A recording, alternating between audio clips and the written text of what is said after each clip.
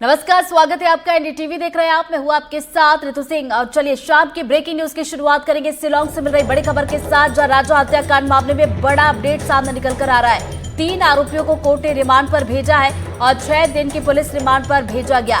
Lokendra, coelom और Balbir police remand पर अब हैं और तीनों पर सबूत मिटाने के आरोप लगे हैं। तो बता दें कि इंदौर से मेघालय ले गई थी शिलांग पुलिस इन्हें। और देखिए अब इस पूरे मामले में आगे पूछताछ बढ़ेगी। तो ये बड़ी खबर आप तक पहुंचा रहा है शिलांग से राजा हत्याकांड का ये पूरा मामला, जिसमें लगातार अपडेट से सामने निकल कर आ रही है। और एक बार फिर से बड़ी अपडेट सामने निकल कर आई है।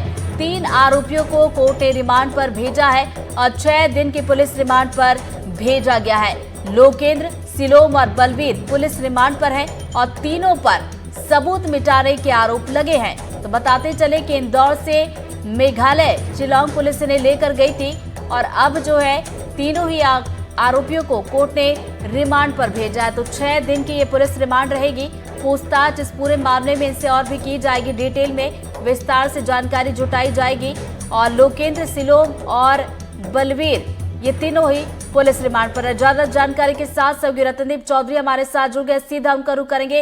रतनदीप, देखिए लगातार इस पूरे मामले में बड़ी अपडेट सामने निकल कर आ रही है और अब जो अपडेट सामने निकल कर आया उसके मुताबिक 3 आरोपी जो कि पुलिस रिमांड पर हैं। जी हाँ, जो मेघालय पुलिस की एसआईटी जिन्होंने कुछ दिन पहले जो इन तीनों को हिरासत में लिया था, जो फ्लैट के ओनर हैं लोकेंद्र तोमर, जो प्रॉपर्टी डीलर है शिलोंग जेम्स, जिनको की इंटरोगेट करके पुलिस ने वहां पे कल पिस्टल, देसी पिस्टल और जो मैगजीन भी बरामद किए थे। और जो सिक्योरिटी गार्ड था उस अपार्टमेंट का बलवीर, जिसने की शिलोंग जेम्स को मदद की थी जो सोनम और रघुवंशी के जो सामान है उसको वहां से गायब करने में। तो इन तीनों को ट्रांजिट रिमांड पे लेके आज दोपहर को शिलोंग पहुंची मेघालय एसआईटी की टीम। और मेडिकल जांच के बाद शाम को जो डिस्ट्रिक्ट सेशन जज कोर्ट है ईस्ट खासी जिले का, जो कि शिलोंग में ही है, वहां पे उनको प्रोड्यूस किया गया और वहां पे पेशगी हुई उनकी। और पुलिस ने 8 दिन का पुलिस रिमांड मांगा था, क्योंकि पुलिस का ये मानना है कि उनको डिटेल इंटरोगेशन करने की जरूरत है इन लोगों को। और इसमें उनको 6 दिन का रिमांड मिला है पुलिस को। तो पुलिस ये अब इस जो इंटरोगेशन है इसको आगे लेके जाएगी और आगे देखना पड़ेगा कि क्या बड़े खुलासे निकलते हैं, क्योंकि पुलिस अब ये ढूंढने की कोशिश कर रही है कि इन लोगों ने जो सबूत मिटाए हैं इनके मोटिव क्या था, उनका लिंक क्या है राज कुशवाहा और सोनम रघुवंशी के साथ, और क्या उनका कोई बिजनेस लिंक है कि नहीं राज कुशवाहा सोनम रघुवंशी के साथ। और बिल्कुल पूछताछ अब आगे बढ़ेगी तो इसमें यह भी समझ में आएगा कि इनकी भूमिका आखिर क्या रही थी। और जिस तरीके से हम देख रहे हैं कि जांच जैसे जैसे आगे बढ़ रही है और भी किरदारों की एंट्री हो रही है, हो सकता है कि पूछताछ में शायद कुछ और नाम भी सामने आ सकते हैं। जी हाँ, जरूर पूछताछ में और भी नाम आगे आ सकते हैं, क्योंकि मेघालय पुलिस ने पिछले हफ्ते ही ये बहुत साफ तरीके से कह दिया था कि जबकि सोनम और राज कुशवाहा ने अपने बीच जो उनके बीच जो रिलेशनशिप है उसका वो उन्होंने मान लिया है, उन्होंने कबूल कर लिया था, मगर उनको ये नहीं लगता है, मेघालय एसआईटी को ये नहीं लगता है कि सिर्फ एक लव अफेयर के ऊपर बेस करके इतनी बड़ी हत्या, इतना बड़ा प्लान वो अंजाम देंगे।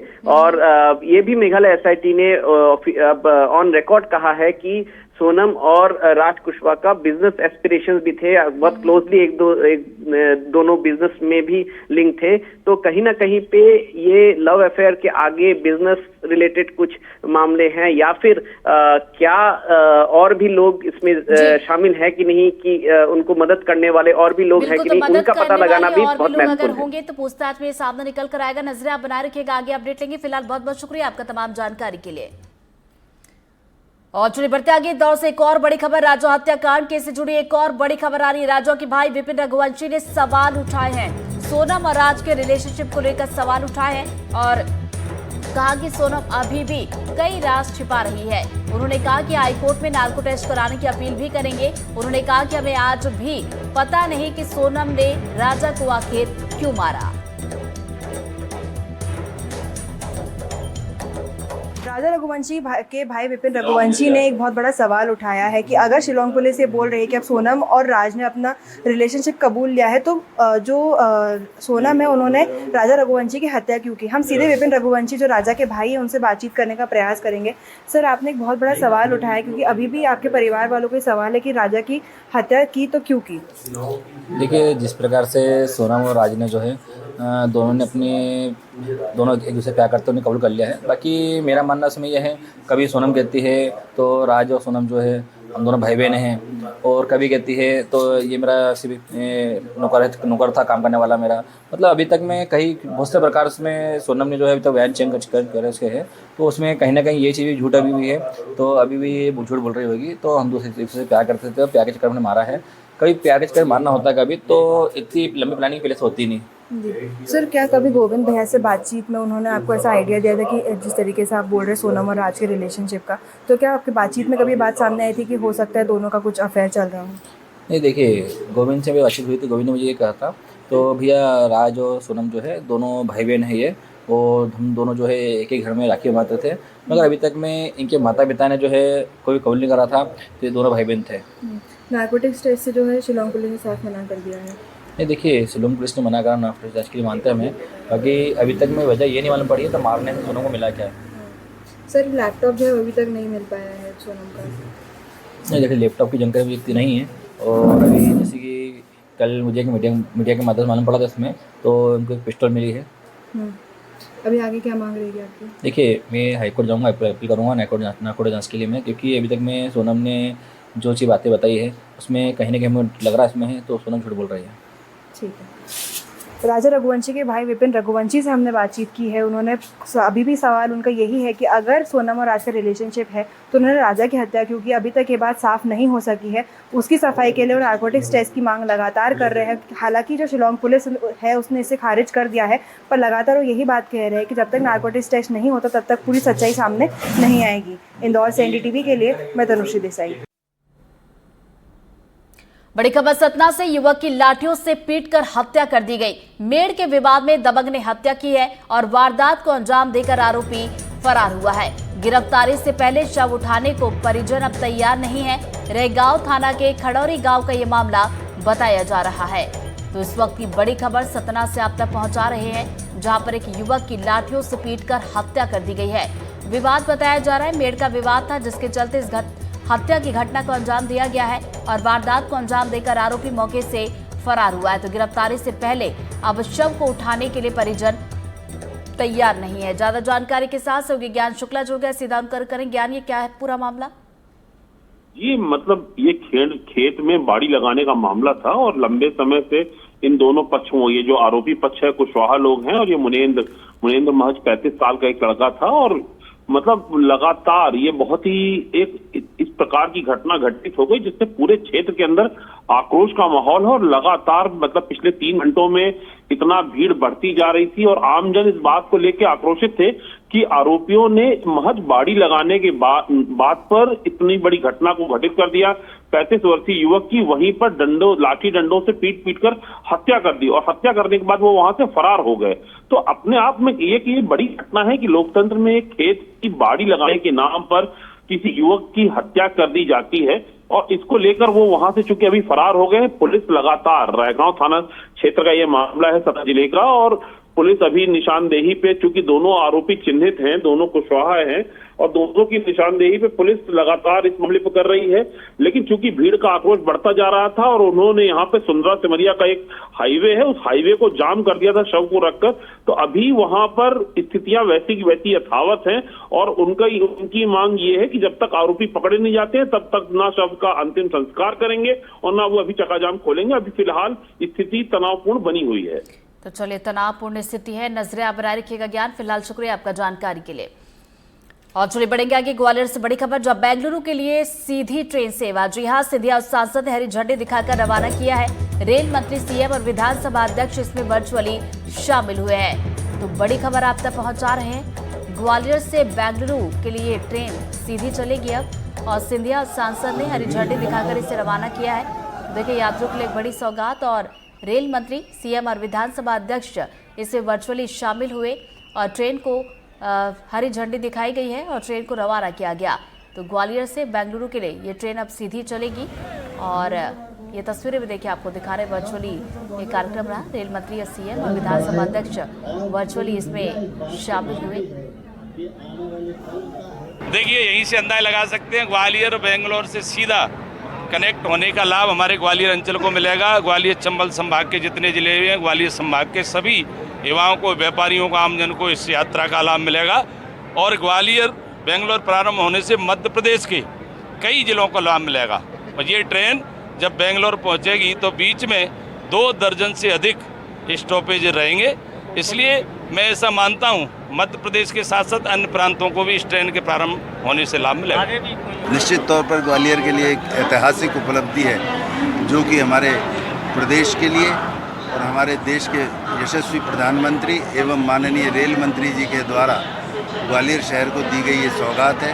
ग्वालियर शहर से बेंगलोर जाने वाले अनेक पढ़ाई करने वाले बच्चे एवं अन्य माध्यमों से भी बेंगलोर का हमारे यहाँ बहुत ज़्यादा आना जाना है। उसके लिए रेलगाड़ी बहुत कारगर रहेगी। और ज्यादा जानकारी के साथ वरिष्ठ सहयोगी देवश्री माली जी हमारे साथ जुड़ गए, सीधा उनका रुख करेंगे। देव जी, देखिए ग्वालियर वासियों के लिए एक बड़ी सौगात, ये ट्रेन कब चला करेगी? बिल्कुल, देखिए एक बहुत बड़ी सौगात है। ग्वालियर से सीधी ट्रेन बेंगलुरु के लिए शुरू हुई है और वो भी ग्वालियर से ही बनकर चलेगी। तो यहाँ के लोगों को, ग्वालियर चंबल अंचल के बड़ी संख्या में लोग, जो बच्चे हैं वो आईटी सेक्टर में जो नौकरी करते हैं, उनका आना जाना रहता है। तो अब उनके लिए एक बड़ी सुविधा हुई है। और आज इसका जो स्टेशन पर उद्घाटन का कार्यक्रम रखा गया, उसमें मुख्यमंत्री डॉक्टर मोहन यादव, विधानसभा अध्यक्ष नरेंद्र सिंह तोमर, रेल मंत्री अश्विनी वैष्णव ये वर्चुअली जुड़े। और जो समारोह हुआ था उसमें केंद्रीय मंत्री ज्योतिरादित्य सिंधिया, स्थानीय सांसद भारत सिंह और ऊर्जा मंत्री प्रद्युम्न सिंह तोमर के अलावा जो स्थानीय नेता हैं वो सारे के सारे उस कार्यक्रम में शामिल हुए। और इसके बाद जो सांसद भारत सिंह और ज्योतिरादित्य सिंधिया ने हरी झंडी दिखाकर इसको रवाना किया। और इसके बाद ज्योतिरादित्य सिंधिया और प्रद्युम्न सिंह तोमर इसी ट्रेन से शिवपुरी के लिए रवाना हो गए, जो गुना तक इसी ट्रेन से यात्रा करेंगे और अलग अलग जगह के जाकर वहां समारोहों में शामिल होंगे। ग्वालियर चंबल अंचल के लिए एक बड़ी सौगात है और एक बड़ा लाभ इससे मिलेगा। और जैसा कि वक्ताओं ने कहा कि ये सिर्फ यात्रियों को लाने ले जाने का काम नहीं करेगी, बल्कि यहाँ से यात्री जाएंगे और वहां से निवेश आएगा। यानी इस क्षेत्र में जो डेवलपमेंट की योजनाएं चल रही हैं, यहाँ आईटी हब बनाने की बात चल रही है, इस ट्रेन से उस प्लान में और गति आएगी और लोगों को काफी लाभ होगा, क्योंकि ये लगभग 2 दर्जन स्थानों पर रुकेगी। तो वहां देव जी आपका तमाम जानकारी के लिए। और चलिए बढ़ते आगे, बिलासपुर से बड़ी खबर, जो कारोबारी विजय भाटिया को हाईकोर्ट से राहत नहीं मिली है। छत्तीसगढ़ में कथित शराब घोटाले में राहत नहीं मिली। विजय भाटिया की याचिका को हाईकोर्ट ने खारिज कर दिया है। भाटिया ने बिना समन गिरफ्तारी को चुनौती दी थी और एसीबी ने 300 गवाहों से पूछताछ का हवाला दिया है। 1 जून को रायपुर कोर्ट में पेश किया गया और पुलिस को भाटिया की 4 दिन की रिमांड मिली थी और रिमांड के बाद 12 दिन की न्यायिक हिरासत में भेजा गया। ईओडब्ल्यू ने दिल्ली से गिरफ्तारी की थी और शराब कमीशन से 15 करोड़ की काली कमाई का आरोप लगा है। साथ ही कांग्रेस नेताओं तक पैसा पहुंचाने की जांच भी की जा रही है। अगली बड़ी खबर मनेंद्रगढ़ से, जहां 35 लाख की रिटेनिंग वॉल पर सवाल अब खड़े हुए। कांग्रेस ने निर्माण कार्य रोकने की मांग की है। रिटेनिंग वॉल की गुणवत्ता पर कांग्रेस ने सवाल भी उठाए हैं। पूरे मामले की कांग्रेस ने जांच की मांग की है और नगर पालिका के वार्ड क्रमांक 19 में इसका निर्माण हो रहा है। तो हसिया नदी के किनारे रिटेनिंग वॉल बनाई जा रही है और इसी को लेकर अब कांग्रेस ने सवाल खड़े किए और इस निर्माण कार्य को रोकने की मांग उनकी तरफ से की जा रही है। साथ ही साथ कहा जा रहा है कांग्रेस की तरफ से कि इस निर्माण कार्य की जांच की जाए। में नगरीय निकाय को चाहिए कि उस कार्य की जांच करा ले। यदि कार्य में किसी प्रकार की गुणवत्ता में कोई कमी है तो उस कार्य को रोके और उसमें गुणवत्ता में सुधार कराए। यदि किसी प्रकार की कोई कमी नहीं तो काम निरंतर आगे चलता रहे। परंतु यदि सवाल उठने के बावजूद सत्ता में बैठे नगरीय निकाय के सत्ता में और प्रदेश की सत्ता में बैठे जनप्रतिनिधि इस ओर ध्यान नहीं देते हैं, तो इसका मतलब यह माना जाएगा कि कहीं ना कहीं काम की गुणवत्ता में निश्चित ही कोई ना कोई कमी है और जनप्रतिनिधियों का उसमें संरक्षण है, वो इस भ्रष्टाचार में उनकी मौन सहमति है। अध्यक्ष जी और हम गए थे, हमारे पार्षद जी भी थे साधु सर, वहाँ जाकर देखे गुणवत्ताहीन कोई भी काम नहीं होना चाहिए। अपने ठेकेदार साफ शब्दों में बोल दिए हैं हमारी परिषद में कोई भी गुणवत्ताहीन काम होगा और कोई शिकायत आएगा तो उसको तोड़ दिया जाएगा और उसकी जांच का निर्देश दिया गया है। अधिक कहीं भी थोड़ा भी यदि शिकायत होता है तो उसको हम जांच के लिए भेजेंगे उचित अधिकारी के पास। क्या ठेकेदार का बिल रोका जाएगा? बिल्कुल, अधिक गुणवत्ताहीन काम रहेगा तो ठेकेदार हो चाहे कोई भी उसको बिल रोका जाएगा और उसको निष्पक्ष जाँच कराया जाएगा। जाँच होने के बाद जब टेस्ट रिपोर्ट आएगा तो उसके बाद उसका भुगतान किया जाएगा। बड़ी खबर ग्वालियर से। जेएच के कार्डियोलॉजी विभाग की बिजली गुल हो गई। आईसीयू में करीब 2 घंटे तक बिजली गुल रही। आईसीयू से शिफ्ट करके 3 मरीजों की जान बचाई गई है। बिजली जाने से अस्पताल की लिफ्ट भी बंद हो गई। कंधों और स्ट्रेचर से मरीजों को शिफ्ट किया गया तो बैकअप खत्म होने से इन्फ्यूजन पंप में भी दिक्कतें आई हैं और बिजली जाने से मरीज और तीमारदार परेशान हुए हैं।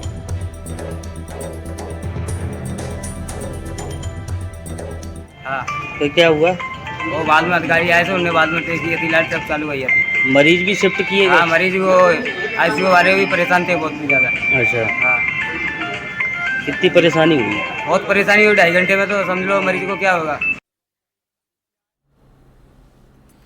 इधर मुरैना के पोरसा अस्पताल में शराब पार्टी का वीडियो सामने आने के बाद प्रशासन ने मामले को संज्ञान में लेते हुए जांच के बाद कार्रवाई के निर्देश दिए। ये video ward boy rest room का बताया गया। प्रशासन ने वार्ड बॉय को नोटिस जारी कर जवाब तलब किया। इस बीच वीडियो में दिखाई दे रहा है कि पंचायत कर्मी ने शराब पीने की बात से इनकार किया और कहा कि उसने सिर्फ कोल्ड ड्रिंक और नमकीन का सेवन किया। फिलहाल प्रशासन के निर्देश पर स्वास्थ्य अधिकारी मामले की जांच पड़ताल कर रहे हैं। वीडियो यहाँ पे हमारा एक कर्मचारी सुनील रावत और एक बड़े सेक्रेटरी हैं दौर्रा पंचायत के, तो उन लोगों का कुछ पीते हुए वायरल हो रहा है, नमकीन खाते हुए। तो उसमें पता किया गया है जिसमें उनका कहना ये है कि कोल्ड ड्रिंक पी रहे हैं वो लोग। उनका कोई यहाँ पे परिजन इलाज के लिए भर्ती था उसके साथ में, उसके लिए और नमकीन खा रहे हैं। और उसकी अभी हम अपने कर्मचारी को सुनील रावत जो हमारा वार्ड बॉय है उसको नोटिस जारी कर रहे हैं, जवाब मांग रहे हैं। जैसा भी तथ्य सामने आएगा उसका मेरे भाई का एवं भतीजे का एक्सीडेंट हो गया था, उन्हें लेकर हम आए थे। हमारे गांव वाले 10-20 लोग आ गए थे, कुछ लोग भूखे थे तो उन्होंने कहा कुछ मंगाओ सेक्रेटरी, तो मैंने कोल्ड ड्रिंक, नमकीन और पानी की बोतल मंगाई सभी के लिए और वार्ड बॉय को दे दिया, सभी पिला पिला। हमें उनके इलाज में लग गया। ये वीडियो पुराना है। रात के समय में ड्यूटी कर रहा था तो मेरे को भूख लगी तो नमकीन और पानी लेके गया था, पानी लेने किसी ने वीडियो बनाया है। ये कहाँ का वीडियो है, किस जगह का वीडियो है? ड्यूटी रूम का है वीडियो। कितना पुराना होगा करीबन? करीबन पुराना होगा 1-1.5 महीना तो होगा ही हुआ। अच्छा, कितने समय का, कितने बजे का वीडियो है? ये 10:30 बजे का हूँ, ताकि नमकीन और पानी की बोतल लेके आया था दुकान से। बड़ी खबर नारायणपुर से, जहां नक्सलियों के खिलाफ सुरक्षा बलों को कामयाबी मिली है। बुजमाड़ के जंगल में नक्सलियों से मुठभेड़ हुई है। सुरक्षा बलों ने 2 महिला नक्सलियों को ढेर किया है। इंसास राइफल, 315 बोर हथियार समेत सामान बरामद कर लिया गया। नारायणपुर के कोकामेटा थाना क्षेत्र में ये मुठभेड़ हुई है। माड़ डिवीजन के नक्सलियों के खिलाफ ऑपरेशन ये चलाया गया। और अब बुजमाड़ मुठभेड़ को लेकर बस्तर के आईजी सुंदरराज पी ने क्या कुछ कहा, सुनवाते हैं। विगत महीनों में जिस तरीके से बस्तर संभाग के अंतर्गत सुरक्षा बल को नक्सल विरोधी अभियान में निर्णायक बढ़त प्राप्त हुआ, उसी हिसाब से मानसून का अवधि में भी हमारा अभियान जारी रखने के उद्देश्य से लगातार बस्तर संभाग के अंतर्गत सुरक्षा बल द्वारा अभियान संचालित की जा रही है। इस सिलसिला में जिला नारायणपुर के बुजमाड़ क्षेत्र अंतर्गत दिनांक 25 जून को एसटीएफ और डीआईजी की टीम नक्सल विरोधी अभियान के लिए रवाना हुई। अभियान के दौरान कल शाम से लेकर लगातार माओवादी एवं सुरक्षा बल के बीच में मुठभेड़ हुई। मुठभेड़ के उपरांत इलाके के सर्चिंग में 2 वर्दीधारी महिला माओवादियों की डेड बॉडी सुरक्षा बल द्वारा बरामद की गए थे। एक इंसास राइफल और एक 315 राइफल भी घटनास्थल से बरामद हुई। दोनों महिला माओवादियों की शिनाख्ती की कार्रवाई अभी जारी है। आसपास इलाका में सुरक्षा बल द्वारा और रीइंफोर्समेंट टीम द्वारा अभी लगातार एरिया को सर्च की जा रही है। संपूर्ण कार्रवाई के पश्चात और डिटेल जानकारी प्रस्तुत की जा रही है। आदिवासी बाहुल्य सरगुजा जिले के सहकारी समितियों में खाद का भंडारण कम होने से जिले के किसान परेशान हैं। किसानों को खाद नहीं मिलने से किसान कहीं पर चक्का जाम तो कहीं पर आंदोलन कर रहे हैं। पिछले 2 दिनों से जिले के सेदंग, बंजवाही और अब लुंड्रा सहकारी समिति में खाद की कमी को लेकर किसानों ने रैली निकालकर अपना विरोध जताया है। आखिर किसानों को डीएपी खाद क्यों नहीं मिल पा रहा है, इसका जवाब जिला प्रशासन के अधिकारी देने से बच रहे हैं। तो दूसरी तरफ कांग्रेस इसे सरकार की लापरवाही और किसानों के साथ ऐन वक्त पर धोखा देने का आरोप लगा रही है। खाद जैसे जैसे आ रहा है बांट रहे हैं। अभी तो डीएपी आया था 700 बोरी, तो वितरण हो गया। किसानों कई ऐसे किसान हैं जिनको नहीं वो कंप्लीट हो पाया है, तो ऐसे में किस तरीके से होगा किसान? जैसे जैसे खाद शासन से खाद आ रहा है वैसे वैसे वितरण कर रहे हैं। कुल मिला के खाद की कमी है ना? हाँ, खाद तो कुछ का कमी है। कितने किसान रजिस्टर्ड हैं यहाँ? लगभग 900-950 किसान हैं। तो पहली अभी डीएपी जो पहला ही लाट लाया गिरा था क्या? नहीं, 500 बोरी डीएपी और आया था मतलब, और ये 700 बोरी और गिरा है। किसानों को सब्सिडाइज रेट पे खाद नहीं मिलेगा। दूसरा, उनका केसीसी से वो खाद कटेगा नहीं, उनको नगद पैसा देके खाद खरीदना पड़ रहा है। किसान परेशान है। इस बात को लेकर के कांग्रेस पार्टी ने, पूर्व मुख्यमंत्री टीएस सिंहदेव ने करीब 1 महीने पहले ही सरकार को चेताया था, पर सरकार के लोगों ने ध्यान नहीं दिया। सबसे दुर्भाग्यजनक पक्ष यह है कि कृषि मंत्री खुद सरगुजा क्षेत्र से आते हैं, उसके बावजूद सरगुजा में खाद की किल्लत बनी हुई है। 1 महीना होगी, काल टोकन मिली तो कार्ड जमा करे 1 महीना होगी। काहे बनने नहीं पाते? अब देखा था निकाल नहीं पाया, तो मैं कैसे करूँ? बोराल से ज़्यादा आदमी घुसी नहीं तो कहाँ से निकालूँ? खाद की कमी है कुल मिला के। हाँ है। तो नहीं मिली। क्या दिन से आता? क्या दिन से आता? 2 दिन हो गए शायद। नहीं मिल पाता। अब यहाँ खादे नहीं रहे, कम रहे खाद। अब पहले आते थे परमिट कटावे जाते हैं, खाद ले जाते हैं, हम पाँच भी पहुँचता था हमारे खादे परमिट नहीं कटे हमारे। सरगुजा जिले के सहकारी समितियों में जिस प्रकार से खादों की कमी है, उससे लेकर कहीं ना कहीं किसान परेशान है। इस वक्त में अंबिकापुर के आप देख सकते हैं कार्यालय छत्तीसगढ़ राज्य विपणन संघ, यहीं से खाद सभी समितियों में जाता है। यहाँ के अधिकारियों से जब अपने मुलाकात कर कुछ जानकारी चाहा तो अधिकारी मिलते ही नहीं हैं। कई बार संपर्क करने के बाद भी उनके द्वारा कोई भी जानकारी दिया नहीं जा रहा है। तो हालत ये है सरगुजा की कि आने वाले समय में धान की खेती को लेकर कहीं ना कहीं किसान परेशान है। अब देखना ये होगा कि आने वाले समय में खाद को लेकर सरकार या कहीं जिला प्रशासन किसानों को किस प्रकार से राहत दे सकती है। अपने सहयोगी के साथ मैं रोमी सिद्दीकी, एनडीटीवी न्यूज़, अंबिकापुर। सतना के मारुति नगर रेलवे क्रॉसिंग पर उस समय हंगामा हो गया जब बिरला फैक्ट्री प्रबंधन की तरफ से रेलवे ट्रैक के दोनों तरफ गड्ढा खोदकर आम रास्ता बंद कर दिया गया। आम रास्ता बंद करने की जानकारी मिलते ही बड़ी संख्या में स्थानीय महिलाएं मौके पर पहुंची और पटरी पर बैठकर विरोध प्रदर्शन किया। विरोध के चलते ट्रेन का इंजन करीब 1 घंटे तक ट्रैक पर खड़ा रहा। स्थानीय लोगों का कहना है कि रास्ता कई दशक पुराना है और लगभग 5000 की आबादी रोज इसी मार्ग से आवाजाही करती है। बता दें कि बुधवार शाम ट्रेन और कार की टक्कर हो गई थी, जिसके बाद रेलवे ने सड़क बंद करने का फैसला लिया था, जिसका विरोध शुरू हो गया।